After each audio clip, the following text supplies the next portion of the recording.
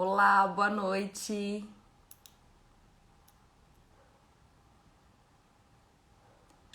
Oi.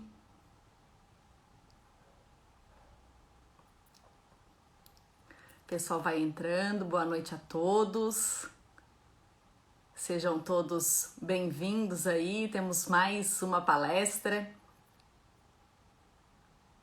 Hoje nós temos como convidado o Amilcar. Vamos só esperar ele entrar aí para a gente convidar ele para participar da live conosco.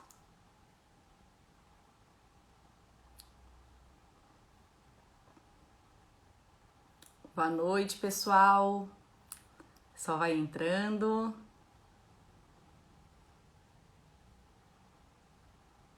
Ó, o Amilcar entrou. Vamos convidar ele a participar, então.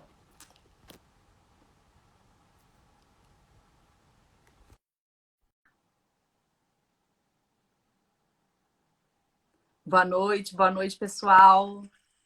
Oi, Amilcar. Boa noite, boa noite. Boa noite, tudo bem? Tudo, alegria de estar aqui com vocês. Bem feliz.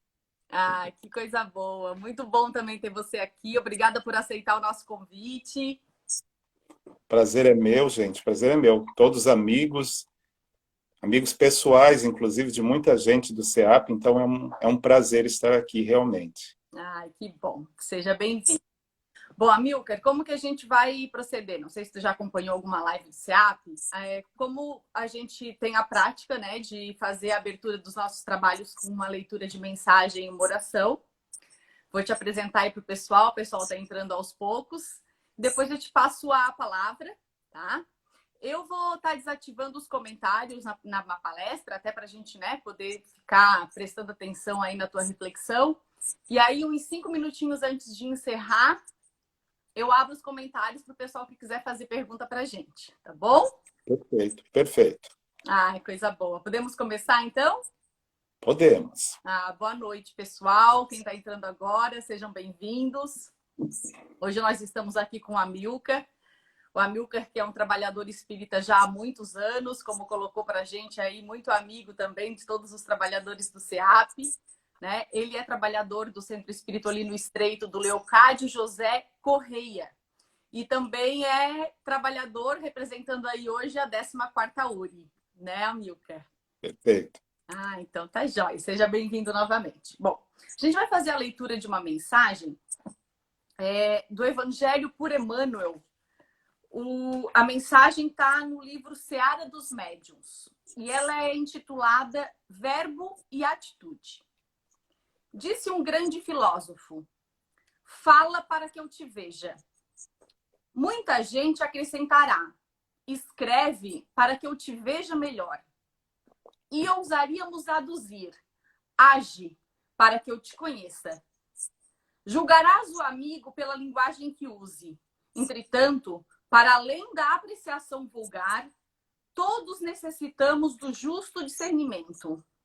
Marat falava com mestria, arrebatando o ânimo de multidão, mas instigava a matança dos compatriotas que não lhe esposassem as diretrizes.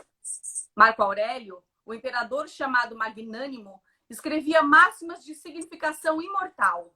No entanto, ao mesmo tempo determinava o martírio de cristãos indefesos, acreditando com isso homenagear a virtude. O Herder de Goethe é um poema de magnífica expressão literária, mas não deixa de ser vigorosa indução ao suicídio. As declarações de guerra são, de modo geral, documentos primorosamente lavrados. Todavia, representam a miséria e a morte para milhões de pessoas. Há jornalistas e escritores que figuram na galeria dos mais sábios filólogos e, apesar disso, molham a pena em sangue e lama para gravarem as ideias com que acentuam os sofrimentos da humanidade. Tanto quanto possível, escrevamos certo sem a obsessão do dicionário. A gramática é a lei que preside a esfera das palavras. A instrução cerebral, porém, quando sem bases no sentimento, é semelhante à luz exterior. A luz na lâmpada disciplinada que auxilia e constrói, e a luz no fogo descontrolado, que incendeia e consome. Identifica o mensageiro, encarnado ou desencarnado, pela mensagem que te dê, mas, se é justo lhe afiras a cultura, é imprescindível anotes a orientação que está dentro dela. O navio pode ser muito importante, mas é preciso ver o rumo para qual se encaminha o leme. Se o verbo apresenta, a atitude dirige. É por isso que Jesus nos advertiu: seja o vosso falar sim, sim e não, não. Mensagem boa essa, né? Tremenda reflexão aí pra gente. Bom, agora eu convido a todos a elevar o pensamento a Deus, imaginar a figura de Jesus, nosso mestre, nosso amigo, para que nós possamos, a partir deste momento, sintonizar nessas boas vibrações e tentar absorver o máximo do ensinamento na reflexão que o Amilcar hoje vai trazer para a gente. Pedimos ainda que os benfeitores espirituais do Amilcar o inspirem, para que ele possa trazer uma boa mensagem para todos nós. Pai nosso que estais nos céus, santificado seja o vosso nome. Venha a nós o vosso reino. Seja feita a vossa vontade, assim na terra como no céu. O pão nosso de cada dia dai-nos hoje. Perdoa, Pai, as nossas dívidas, assim como nós perdoamos os nossos devedores. Não nos deixeis cairmos em tentações, mas livra-nos do mal. Que assim seja. Bom, Amilcar, vou estar te passando a palavra. Uma boa reflexão aí pra gente. Obrigado. Eu quero também dizer, pessoal, que nós viemos acompanhados, graças a Deus. Estamos ladeados de toda a família do Centro Espírita Leocádio Zé Correia e, com certeza, de todos os outros centros espíritas que compõem a nossa 14ª União Regional Espírita, que congrega esses centros espíritas de toda a região aqui continental, vamos dizer assim, de Florianópolis e todas as cidades do entorno. Eu pensei muito quando a Patrícia contactou e os outros irmãos do Centro Espírita Antônio de Pádua, de desenvolver algum tema neste momento bastante peculiar a todos nós, onde nós estamos sendo desafiados, talvez para muitos, como nunca fomos. Como sociedade, sobretudo, nós estamos passando por profundas reflexões, por alterações de hábitos, por novas condutas, novas propostas, novos, como o pessoal está falando por aí, novos normais, vamos dizer assim. E Jesus, na sua infinita misericórdia, ele já há muito tempo já nos avisava que nós teríamos essas questões a serem desenvolvidas no nosso processo de evolução, no nosso processo de adentrar o que à sua época se dizia o reino dos céus, né? O reino de Deus. E aquele tempo, já muito anteriormente ainda, o profeta Isaías, ele viria a dizer que Jesus, ou ele melhor dizendo, dizia o Messias viria, e no capítulo 9 ele cita que o Messias seria o príncipe da paz. Então, nós podemos, vamos dizer assim, por tudo que já veio antes de Jesus, pensar que ele seria o príncipe da paz, como de fato nós vamos comprovar que a permanência de Jesus nos nossos corações, na nossa intimidade, no nosso dia a dia, é realmente um fator de paz profunda, paz que nós perseguimos, acredito que todos, independente de seus credos, de suas religiões, de seus saberes, da sua posição social, de qualquer situação desse tipo que nos difira, nós temos esse percurso a trilhar, que é esse caminho da paz, porque nós já chegamos à conclusão, hoje em dia, que a paz não vai ser simplesmente cedida, nós temos que persegui-la. Jesus disse, eu vos dou a minha paz. Mas as pessoas estavam lá. Era para aqueles que o rodeavam, que haviam se posto a serviço. Então, neste processo, ele já era anunciado como príncipe da paz até pelos profetas antigos. E Jesus, bem sabemos, ele disse que ele não vinha destruir a lei. Então, é verdade. Mas, entretanto, ele gerava algumas inquietações profundas a seu tempo de andança pela terra, com suas palavras, por vezes desconfortáveis para aqueles que estavam à sua volta. Culmina que nosso Allan Kardec, codificador da doutrina espírita, ele, no Evangelho segundo o Espiritismo, ele vai abrir um capítulo onde ele vai falar sobre a estranha moral de Jesus. Ao longo da nossa conversa, nós vamos estar dando aí as referências do que nós fomos ler e pesquisar para isso. Mas eu insisto com vocês que, sobretudo, talvez a maior inspiração para a nossa conversa seja exatamente os fatos que aí estão. Como vai ser, provavelmente, o processo que todos nós vamos enfrentar. Por que nós procuramos o Espiritismo? Por causa dos fatos, de tudo que está acontecendo à nossa volta, que nos motiva a ir. São poucos aqueles que têm uma curiosidade natural, sem nenhum problema, e que resolvem ir procurar essas verdades, sejam elas no Espiritismo ou em qualquer outra seara. Então, Jesus, a seu tempo, vinha com essas falas. Uma delas, curiosamente, que ele vai dizer, que está lá no capítulo da estranha moral, é que ele não veio trazer a paz. Ele veio trazer a divisão. Ele dizia portar uma espada. E nos tem sido repensado essa fala, especialmente hoje, que nós vemos nos seios familiares, até pela própria convivência, que nós devíamos dizer vai intensificar os laços, vai aproximar as pessoas queridas, e por vezes gerando exatamente o contrário, gerando perturbação, gerando um mal-estar, gerando atritos, cisões de todos os tipos. Então Jesus já falaria que quando novas verdades fossem colocadas, fossem apresentadas, bom, aí geraria o conflito. Então nós podemos pensar nessa espada que Jesus porta, que Jesus traz através da sua presença, da sua fala,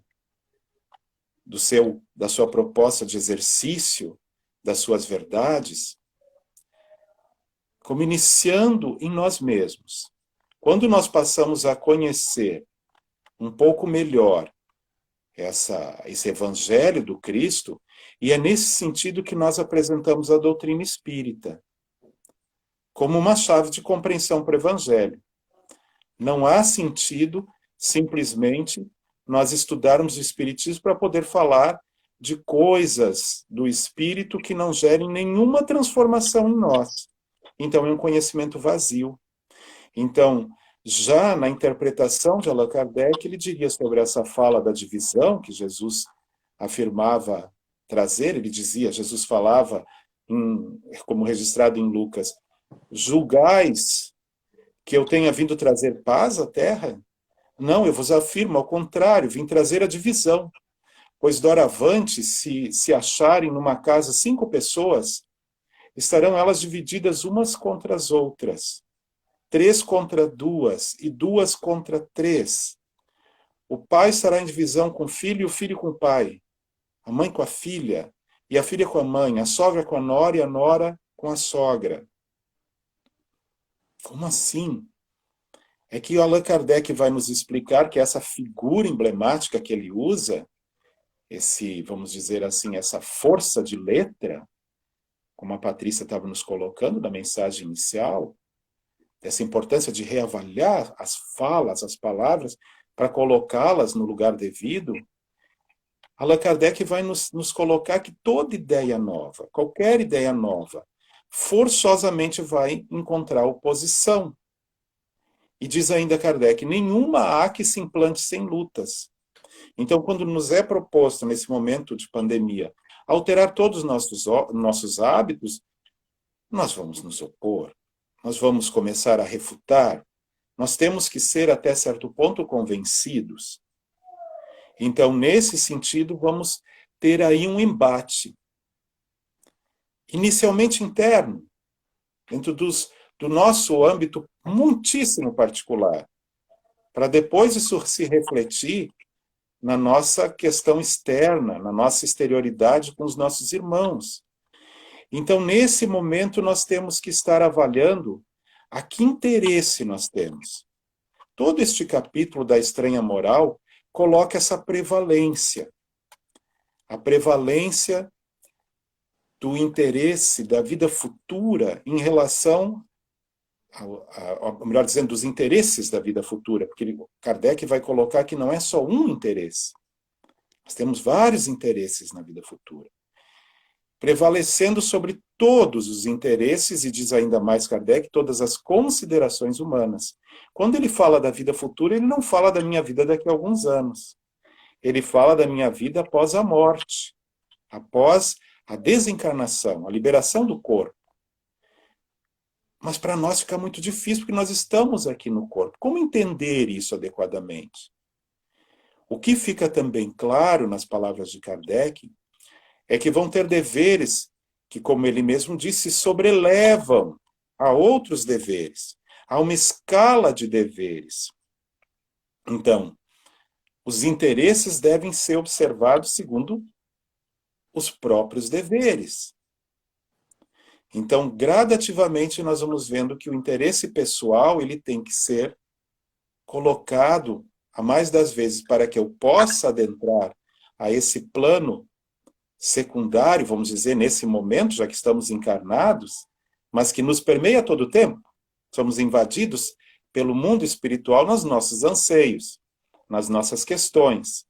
E a morte, especialmente agora, que nós estamos enfrentando a pandemia, ela é algo bastante concreto. Estamos tendo pessoas conhecidas, pessoas que estão nos rodeando, nós estamos vendo a realidade pelos jornais e percebemos que é algo de uma concretude maior. Eu diria até que nesse momento a morte é uma materialidade frente a tudo que nós estamos enfrentando. Então, surge essa questão. Quais são os meus interesses de fato? Onde eu situo o meu interesse? É como Jesus nos colocava em outro momento, falava, onde está o meu coração? Onde que eu estou investindo os meus tesouros? Então vai nos afirmar Kardec que tudo aquilo que nós estamos fazendo aqui está a serviço de uma vida futura, uma vida no plano espiritual. Isso nos gera muitas considerações. O próprio Kardec, conversando com os espíritos, daí já no Livro dos Espíritos, não mais no Evangelho segundo o Espiritismo, o Kardec vai conversar sobre isso longamente num capítulo chamado da perfeição moral, que se está localizado lá na terceira parte do Livro dos Espíritos, que trata sobre as leis morais. Em determinado momento ele vai estar perguntando sobre as virtudes e os vícios. E acerca desse interesse pessoal, ele vai colocar, aí que surge essa conversa de interesse pessoal, ele coloca para o espírito da verdade, afora aqueles vícios que são evidentes, que saltam aos olhos, que estão aí inegavelmente na criatura, que se apresentam externamente, ele pergunta, posto de lado esses defeitos e vícios dos quais ninguém se pode equivocar. Isso está na questão 895 do Livro dos Espíritos. Ele pergunta qual o sinal mais característico da imperfeição. E o Espírito da Verdade vai responder numa frase, o interesse pessoal. Ele vai se alongar. A partir daí, nos comentários, ele vai dizer que frequentemente as nossas qualidades morais, e temos, graças a Deus, elas são como num objeto de cobre. Então, imaginamos algum tipo de vasilhame, alguma coisa assim, que tem uma douradura, um enfeite dourado, e que nós não sabemos do que é aquilo. Eu presumo que os meus são de ouro, né? Todas as minhas qualidades morais muito brilhantes, muito fantásticas. Só que não resistem, como lhes dizem, à pedra de toque. Então se apresentavam as fraudes, antigamente nas joias e nos nos enfeites. Então lá ia a pessoa com um objeto de ouro, por exemplo. Eu tenho isso aqui com uma borda dourada, uma borda de ouro. Então se apresentavam ali um objeto de ouro, se riscava em algum ponto fora daquela área dourada. Com aquele objeto dourado, ali ficava um tanto do ouro e se submetia um tipo de ácido. E daí se percebia que o ouro, de verdade, que vem do externo, ele não se derretia no ácido, mas aquilo que estava enfeitando e que pretensamente era ouro, se dissolvia completamente, indicando que ali havia, vamos dizer assim, uma falsidade. Então, os espíritos vão dizer que as nossas qualidades morais frequentemente são assim. Eles estão lá brilhando, mas que quando são arranhadas, submetidos a algum tipo de afronta, de corrosão, e frequentemente isso se leva para o interesse pessoal, quando afeta o meu interesse pessoal, não resiste. Ali eu vejo que esse meu brilho, essa minha qualidade moral, ela na verdade ainda não está com os elementos mais puros. É certo, dizem os próprios, eu falo os próprios e falo o próprio, né? O Espírito da Verdade é um coletivo, né? São vários espíritos que se assinalam assim, eles dizem, é certo que já é alguma coisa, porque já há esse progresso de nós termos com alguma qualidade aparente, ainda que não resista plenamente, mas mediante o exercício ela vai se afirmar. E eles dizem que o verdadeiro desinteresse pessoal aqui, no nosso plano de provas e expiações, é coisa tão rara, que para nós é um fenômeno. Aí nós vemos espíritos da envergadura, por exemplo, de um Francisco Xavier, de uma Irmã Dulce, capaz de suportar essas afrontas, e tantos outros, graças a Deus, temos bastante exemplos a seguir, sobretudo de Jesus. Então, há uma dificuldade para nós quando o nosso interesse pessoal está envolvido, quando o nosso interesse pessoal está em risco. E pergunta o Kardec aos espíritos qual é a mais meritória de todas as virtudes nesse mesmo trecho do Livro dos Espíritos. E ele vai explicar que toda virtude, ele, o Espírito da Verdade, eles, o Espírito da Verdade, vai explicar que toda virtude tem seu mérito próprio. Porque todas indicam progresso na senda do bem. Então, qualquer virtude que nós já apresentemos, ainda que não consiga se sustentar muito a pedra de toque, ela já é progresso, ela mostra avanço no nosso processo. Mas a virtude que mais apresente resistência, vamos dizer assim, para aquele arrastamento que os maus pendores nossos nos tragam, essa é mais poderosa em nós. Podemos exercitar melhor. Porque a sublimidade, dizem eles, da virtude está exatamente nesse sacrifício do interesse pessoal. Esse amor que é capaz de renunciar os nossos direitos e nos responder aos nossos deveres. Nos diz o Espírito da Verdade que a mais meritória é a que assenta na mais desinteressada caridade. Aí nós temos outra dificuldade. A nossa caridade, ela não é ainda totalmente desinteressada. Quando damos algo, a gente quer saber o que a pessoa vai fazer com aquilo, né? Queremos saber se a pessoa merece aquilo que eu vou dar, aquele pouquinho que eu vou dar, para mim é uma coisa imensa. Então nós passamos a submeter o outro a testes. E eu espero também, por vezes, a gratidão. Se eu dei, eu não devo, nos dizem os espíritos, não devo esperar nada. Já não é mais meu. É lógico que a gratidão é algo muito interessante, mas é do outro, não é minha.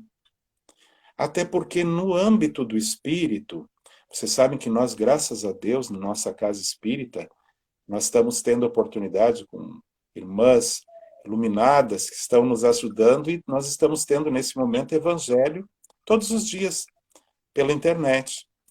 Então, nós temos discutido essas questões, sobretudo. Como nós, quando damos algo, esperamos algo. Kardec iria conversar com o próprio Espírito da Verdade sobre essa questão que nós temos. Inclusive, ele fala que, por vezes, eu digo, eu não espero nada, estou fazendo isso pelo meu lugar, para um lugar melhor na outra vida. Já estou esperando algo. Já estou querendo uma recompensa, ainda que seja no outro plano. Eles colocam que, claro que isso vai ter um mérito bem que a pessoa fizer, mas ainda nos falta, acredito eu, com alguns irmãos que talvez já estejam mais desenvolvidos, mas ainda nos falta esse elemento de se fazer algo caritativamente, sem nenhum interesse, com desinteresse total. Como se faz isso? Nos vai falar o Espírito da Verdade, que há uma força que impele a isso, que ele diz ser um ardor natural no coração. Então, esse caminho nós estamos aprendendo. Me alegrar simplesmente porque fiz algo de bom, não por algo que eu possa receber em troca. Caminho a ser trilhado, caminho a ser aprendido. Aí nós vamos tirando esse falso brilho que a gente falava antes e entregando esse ouro mais precioso, com mais quilates, né? Essa joia mais preciosa e que passa a integrar, amalgamar com muito mais força no nosso íntimo, não se dissolvendo mais com qualquer arranhadura, com qualquer questão que possa estar ali, né? Estar ali nos ofendendo ou nos pondo à prova. Vamos gradativamente caminhando nesse sentido. Me parece que nós estamos enfrentando essa reavaliação do trabalho. Hoje, para nós ainda, caridade, trabalho e serviço são coisas a serem desenvolvidas. O Emmanuel vai nos colocar algumas coisas nesse sentido. O trabalho em si, nós pensamos em esforço, pensamos também em objetivo. Ninguém trabalha sem pensar onde quer chegar com aquilo. Há um fim em todo o trabalho. Ao mesmo tempo, o serviço, o trabalho já vem de tripalium, que era um instrumento de tortura. É assim que nós vemos. O serviço, por sua vez, vem de servo. É escravidão. Mas, ao mesmo tempo, é quando eu entrego todo o mérito que eu poderia receber ao meu Senhor. Temos que pensar quem é o nosso Senhor. Por vezes, todo o nosso trabalho está a serviço do nosso orgulho, da nossa vaidade, que são senhores poderosos também. O Cristo vem nos apresentar uma outra proposta. Paulo falava, se apresentava, inclusive em suas epístolas, por vezes, como servo do Cristo. Literalmente escravo do Cristo. Porque ele dizia, em mim já não há mais vontade, não existe mais eu. Quem existe é o Cristo. E o Emmanuel vai nos colocar essa proposta no livro Religião dos Espíritos, que vai revisitando ali a codificação. O Emmanuel vai nos colocar a proposta de trabalhar servindo. Essa mistura. Então, entregando, ele nos ressalta que o próprio mal, ele também tem trabalho em si mesmo. Ele vai falar, nós talvez pudéssemos pensar, segundo a definição que Allan Kardec recebe do Espírito da Verdade para trabalho, então aquilo que encerra um fim útil, daí já não seria. Seria um desserviço em vez de um serviço. Mas pensando em movimento, em fim, destinado para um fim, em esforço, ele diz o Emmanuel, o egoísmo trabalha para si mesmo. A usura trabalha para a zinhavre. A vaidade trabalha para a ilusão. O vício trabalha para o lodo, ele diz. Indisciplina trabalha para a desordem. E por aí o Emmanuel vai traçando, chegando à rebeldia, que trabalha para a violência, e o próprio crime, que trabalha para a morte.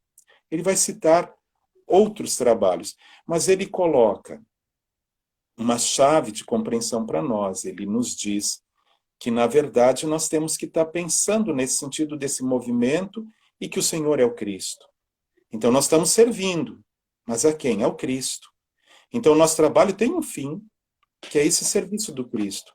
Então, ele vai dizer, se a injúria te persegue, trabalha servindo.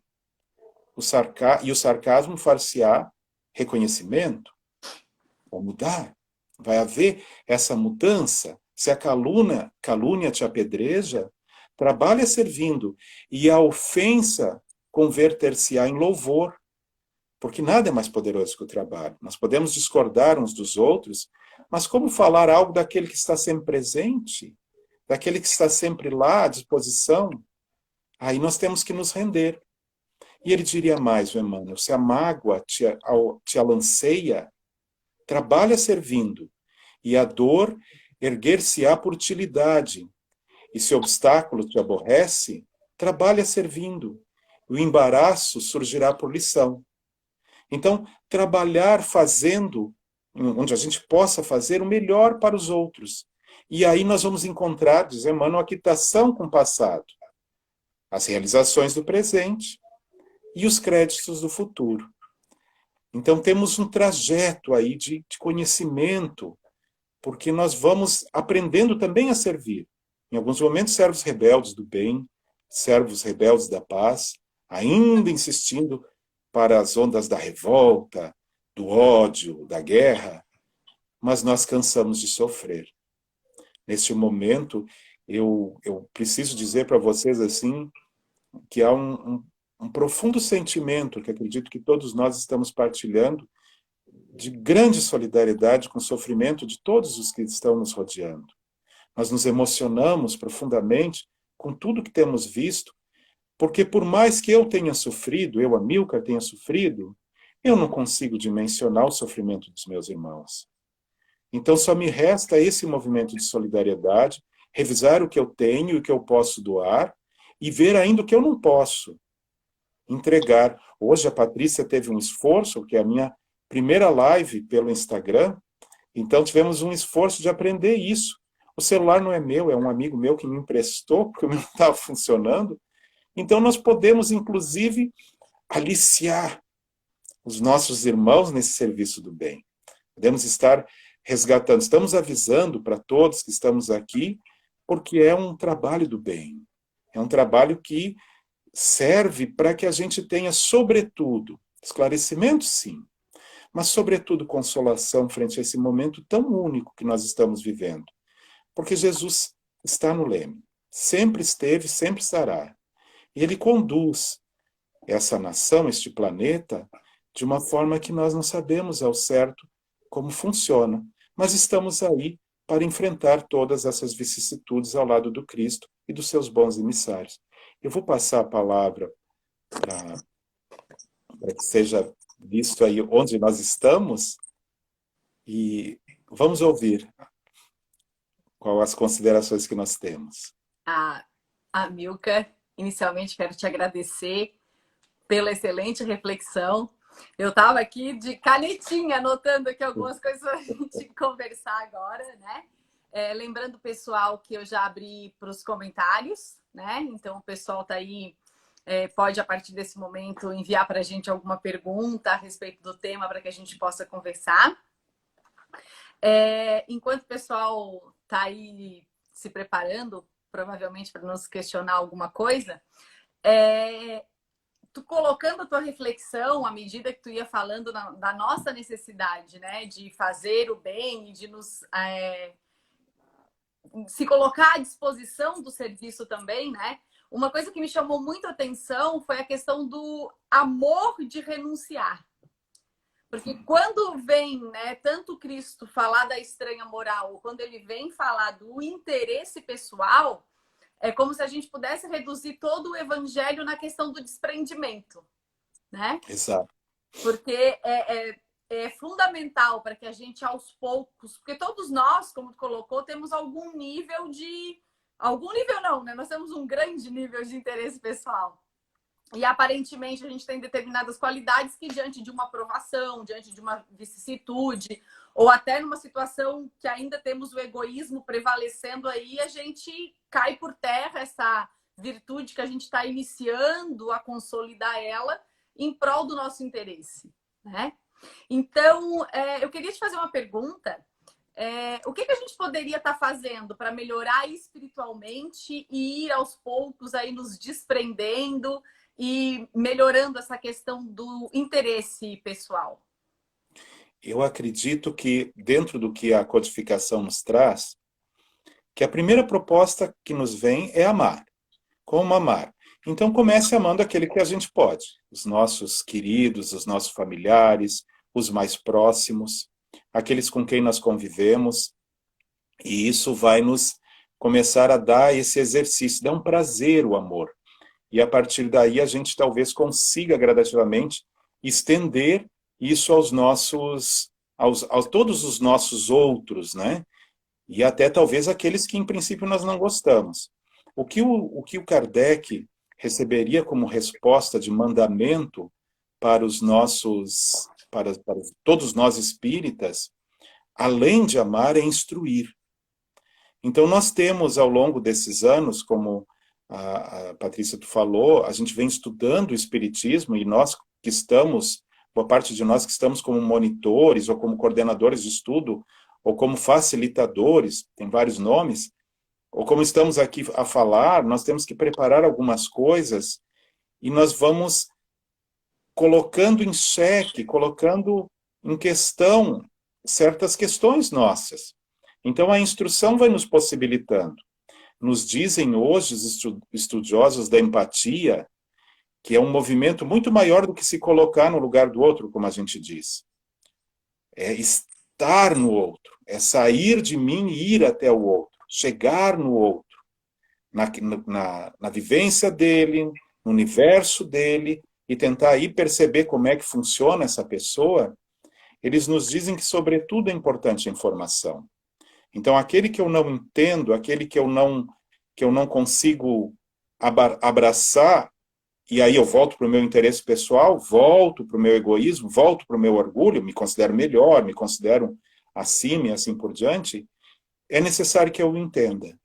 Então, que eu consiga me informar, seja conversando com ele, ou seja vendo aquele grupo que talvez essa pessoa pertence, aquela nuance de personalidade que ele tem, aquele grupo que ele está envolvido, ou aquelas ideias que ele defende, tentar entender isso, me informar, que a partir daí eu consigo, talvez, fazer esse movimento de empatia. Difícil, mas necessário, sobretudo nos dias de hoje.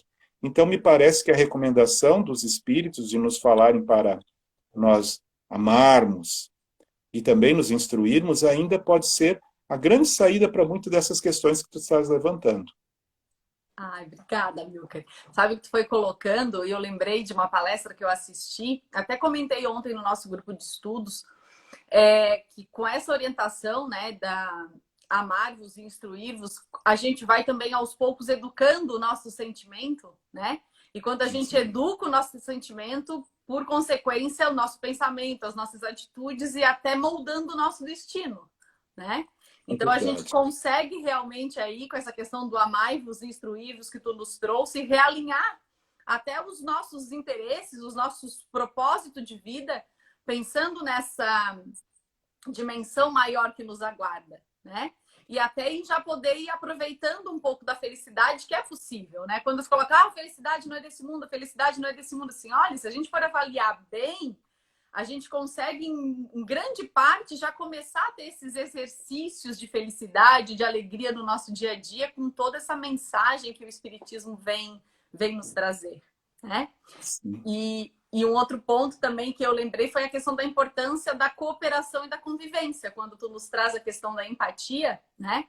Porque não necessariamente a gente vai concordar com todos que convivem com a gente, né? É verdade. O importante não é concordar.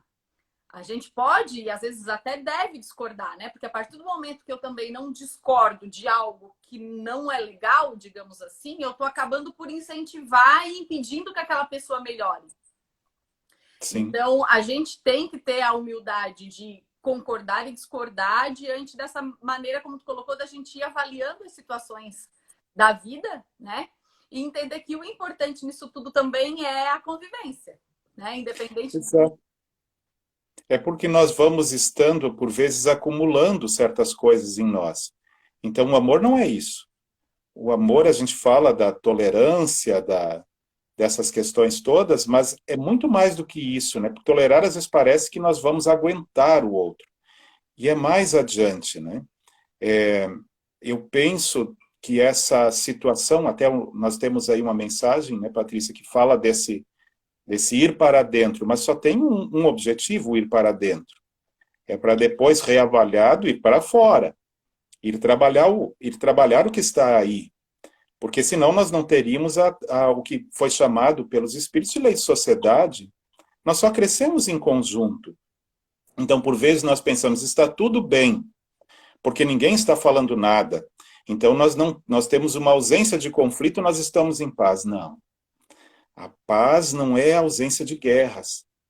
A paz é essa presença do amor, essa vontade de estar junto. Então, penso que isso é um movimento, ir para dentro, né? A questão ali da Idalvânia, né? Eu vou ler para todos, daí tu pode colocar para a gente. Ela coloca assim, esse crescente incentivo ao ir para dentro que estamos vivendo pode extrapolar e levar a pessoa a ser mais individualista e egoísta? Sim, eu acredito que sim, quando não tem a real compreensão desse movimento. Todos as propostas que nós temos, não só na doutrina espírita, desse autoconhecimento, dessa reavaliação, é no sentido de nos tornarmos melhores, e tornarmos melhores aonde? No meio do mato, sozinhos, em cima da montanha? Não. É nos tornarmos melhores... Né? Exato, é tornarmos melhores na convivência, na companhia, porque nós somos responsáveis por uma parcela que é nós mesmos, mas estamos ligados aos outros. Então, não temos como fugir dessas responsabilidades em relação ao coletivo. Temos tanto compromissos particulares, únicos, intransferíveis, mas temos os compromissos que são coletivos, que são grupais, e que vamos ter que resolver. Também, assim como nós fazemos coisas lindas juntos, às vezes nós não fizemos coisas tão lindas. Então, por todas elas nós respondemos. Todo ato vai ter uma resposta. Não existe alguma ação que não gere uma reação, uma resposta a partir daí. Então, acho bem oportuna essa colocação, porque às vezes as pessoas pensam que entram num processo de autoconhecimento e vou para dentro e não trabalho mais nada no âmbito coletivo. Não é assim, né? Isso fica bem claro para nós ao estudarmos a doutrina espírita. É verdade. E a questão também, que eu acho que leva esse questionamento daí da Vânia, né, da questão do ir para dentro, acho a importância do autoconhecimento, né? Porque assim, a gente, como tu colocou, para a gente precisar reconhecer o que tem internamente para conseguir fazer um movimento de mudança e começar a melhorar as nossas atitudes, né? No Evangelho segundo o Espiritismo, lá, no Livro dos Espíritos, quando ele nos fala da perfeição moral, uma das questões é a questão do autoconhecimento, né? O Santo Agostinho vem nos trazer a importância do autoconhecimento. Porque se a gente também não tiver essa análise no nosso dia a dia das atitudes que a gente faz, porque muitas vezes nos passam despercebido, né?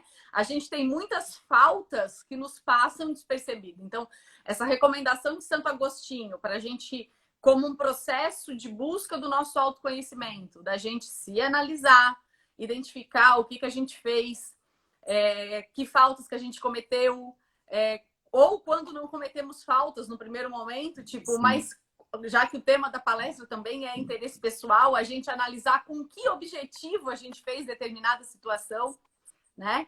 Que daí vem de encontro também com a pergunta da Vânia ali da questão do egoísmo ou não. Então, a gente precisa muito estar avaliando e se autoconhecendo. A própria espiritualidade, há muito tempo, nos traz essa importância do autoconhecimento, do conhece-te a ti mesmo, para que a gente possa ir nos moldando, né? É verdade. Nós vemos até, Patrícia, a própria estrutura do Livro dos Espíritos, que tem no início, são 4 livros, essencialmente, tem uma introdução comprida, definindo determinadas coisas, determinados raciocínios para que se possa trabalhar com uma nova coisa, né? Uma nova ciência, uma nova proposta filosófica.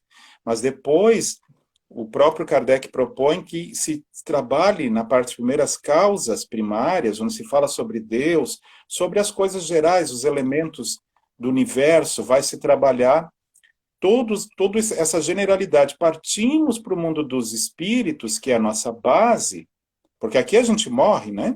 Então nós vamos embora.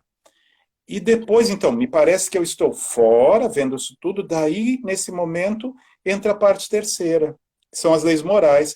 Aí eu sou convidado a fazer esse mergulho interno. Aí eu sou convidado a trabalhar. E no final das leis morais, surge a lei de caridade. Aliás, é a única lei que vai ser tripla, né? Todas as leis, a lei de trabalho, lei de sociedade, assim por diante, todas elas são definidas. Agora, quando a gente fala em caridade, ela nunca vai poder andar sozinha, nos diz a própria codificação. Se fala em lei de justiça, porque estou alijada aos meus atos, às minhas ações. Amor e caridade.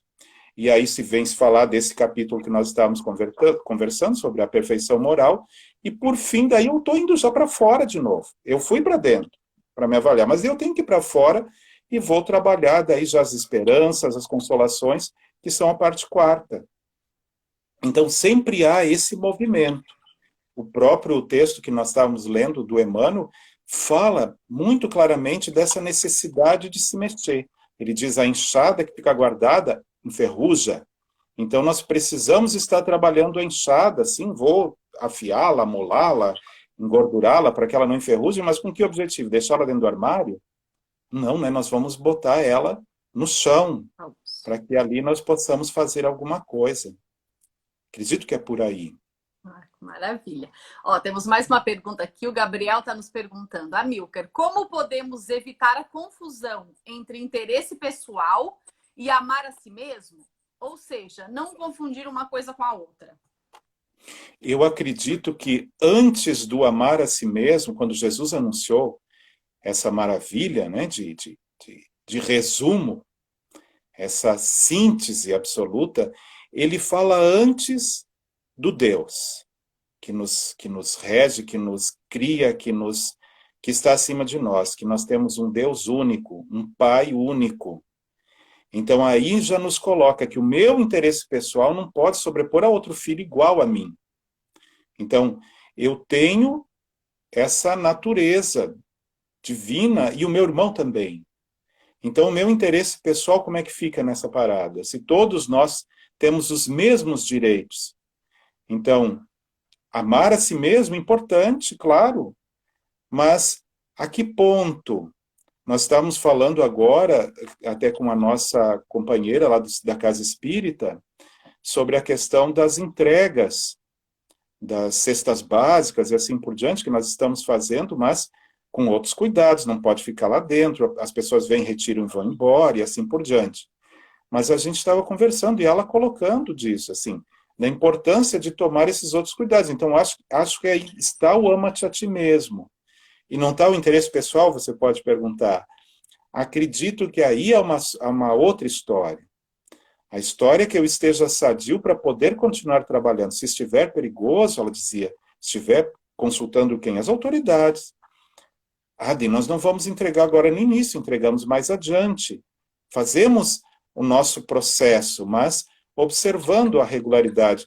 Até nós observamos que Jesus, cada vez que fazia uma cura, que trabalhava com alguns dos irmãos afetados da época, ele dizia, vai lá, depois no templo, que era autoridade, não só científica, vamos dizer assim, da época, mas também sanitária, para que fosse comprovado a limpeza que havia sido feita. Então, nós precisamos estar atentos a isso. Então, o meu interesse pessoal não pode sobrepor o interesse do coletivo. O próprio Kardec vai refletir sobre isso no capítulo de Estranha Moral, dizendo que ninguém vai estranhar se eu for chamado, por exemplo, para defender o país numa guerra, e que se sobrepõe esse interesse meu de sobreviver à própria necessidade de defesa do país, e assim por diante. Ou da mãe que deixa de comer para dar para o seu filho. Então, o amor, ele é doação. Então, acredito que o amar a si mesmo, ele vai ter que verificar até que ponto ele é interesse pessoal. E nesse sentido, os espíritos são muito claros conosco. Eles o tempo todo, na codificação, ele diz, você tem que ver a motivação dos seus atos. Há que se ver o que move cada um. Então, por vezes, nós podemos até, como a gente fala aqui, dar um migué, dizendo que, na verdade, não, é o amar a si próprio, mas por vezes temos que verificar com muito afinco se nós não estamos trabalhando outras questões que são relativas ao egoísmo e ao orgulho. Então, realmente é esse mergulho que a Patrícia falava no início, que é a proposta do Tomás, né? Vamos, do Agostinho, vamos, antes de dormir, verificar o nosso dia, mas com discernimento, com honestidade, que nós chegamos lá, até que ponto nós estamos misturando aí o negócio, até que ponto é interesse pessoal, até que ponto é amar a si próprio. Obrigada, Milker. E eu acho assim, essa pergunta do Gabriel também é importante, no sentido de que as pessoas às vezes confundem a autoestima e o amor próprio com o egoísmo, né? Então, eu acho que a palavrinha-chave ali de tudo que tu nos colocou é claramente o respeito, né? Porque como filhos do mesmo pai e todos tendo os mesmos direitos e deveres, digamos assim, é importante que a gente respeite esse limite, mas também a gente não cair porque quando a gente entra no espiritismo também e começa a estudar, parece que vem aquela cobrança individual assim de querer mudar, e a gente sabe que as virtudes se constroem passo a passo, né? Que a gente não dá saltos. Então começa um processo de mudança muito grande que a gente não pode confundir. Porque a gente às vezes vem de uma cultura também moralista, no sentido de dizer assim, é o outro, é doar o outro, e a gente esquece de cuidar de si, né?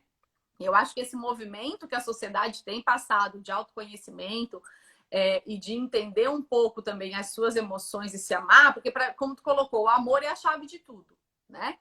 Mas a gente só oferece o que tem. Exato.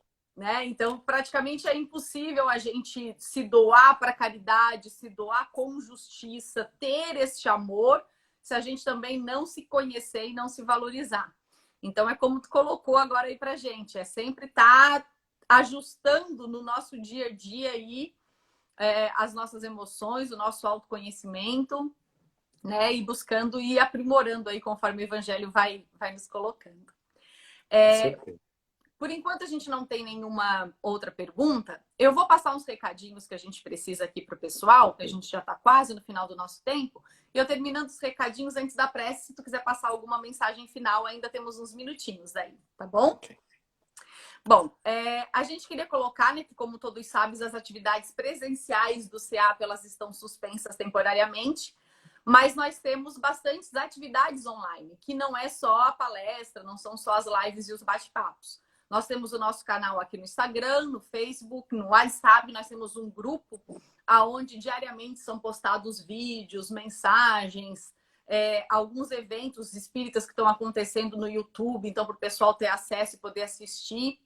E queremos convidar também para seguir o nosso canal no YouTube. A gente está começando, além do Instagram, o nosso maior movimento, digamos, virtual tem sido aqui no Instagram, mas a gente quer intensificar aí a nossa divulgação, outros canais, e a gente convida todos para ir lá, como diz os blogueirinhos, né? Dá um joinha, aperta o sininho, porque a gente precisa aí fazer o movimento espírita de um novo formato. Importante a gente colocar também que nós estamos com atividades do atendimento fraterno. Como a Milker começou a palestra colocando da nossa dificuldade, provavelmente, né, da nossa mudança de hábitos, algumas pessoas podem estar necessitando de um conselho, de uma palavra, de uma orientação, ou até mesmo conversar um pouco sobre toda essa situação. Então, a gente faz os atendimentos online, pelo Skype, com agendamento marcado. Então, qualquer dos nossos canais, seja o Instagram ou seja o WhatsApp, é só fazer o contato com a gente, que um dos coordenadores vão estar entrando em contato, vendo qual é o melhor horário para que a gente possa agendar. E nós temos também os nossos grupos de estudo, que são os estudos abertos. Nós temos na segunda-feira, às 19h30, o estudo do livro A Gênese, com a nossa querida Helena. E às 20 horas, o Paulo Gobi tem o grupo de jovens, né? Nas terça-feira, às 20 horas, nós temos o estudo sistematizado da doutrina com a Isabel. E na quinta-feira nós estamos estudando o Evangelho de Mateus por Emmanuel, que é um grupo aí que está fazendo bastante reflexões filosóficas nessa época de pandemia aí, tem sido a nossa âncora, digamos assim, de todas essas atividades. E, como a gente colocou, participar, né, dos movimentos. Quem não pôde acompanhar a live até o final, ou quem tem interesse em divulgar esse tema, que foi uma excelente palestra que o Amilcar trouxe para a gente, que possa ir lá no nosso IGTV, também a gente passa as orientações, que lá no IG, não, além das 24 horas que fica aqui no Instagram, fica gravado aí para o pessoal que não conseguiu ver nesse momento. Amilcar, antes da nossa prece, alguma mensagem aí final da gente? Eu quero agradecer vocês pela oportunidade. Fico assim muito tocado. Que coisa boa que está tendo tantas atividades, tantas propostas. E com certeza vamos divulgar também para todos os que precisarem, puderem, quiserem estar, né? E eu queria concluir com uma mensagem de Batuíra, pela mediunidade do nosso Chico, que no livro Mais Luz, que diz o segredo do trabalho.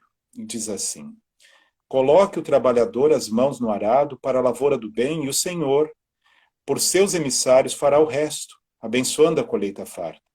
O serviço possui idioma próprio, e através do serviço, o devotamento de cada ceareiro está conversando com todos os irmãos da humanidade.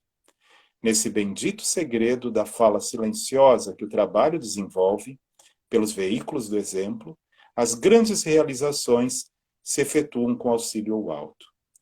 Muito obrigado. Obrigada também, Amilcar. Então vamos agora convidar a todos para fazer a nossa oração de encerramento, agradecendo aí a espiritualidade por esses bons momentos que tivemos juntos aqui, essas reflexões que com certeza vão dar pano para manga durante a semana aí para a gente ficar se avaliando, né? Fazendo aí o justo valor de tudo que a gente tem desenvolvido. Então vamos elevar o pensamento, pensar nos nossos entes queridos, que eles possam também receber a boa vibração, o amor, o carinho dessa equipe espiritual que nos ampara e nos acompanha. Pai nosso, que estais nos céus, santificado seja o vosso nome. Venha a nós o vosso reino. Seja feita a sua vontade, assim na terra como no céu. O pão nosso de cada dia dai-nos hoje. Perdoa, Pai, as nossas dívidas, assim como nós perdoamos os nossos devedores. Não nos deixeis cairmos em tentações, mas livra-nos do mal. Que assim seja. Assim seja. A gente agradece a todos que participaram com a gente. Amilcar, mais uma vez, muito obrigada por ter aceitado o nosso convite. Uma boa noite, então. Tá bom? Para nós todos. Obrigada. Ok.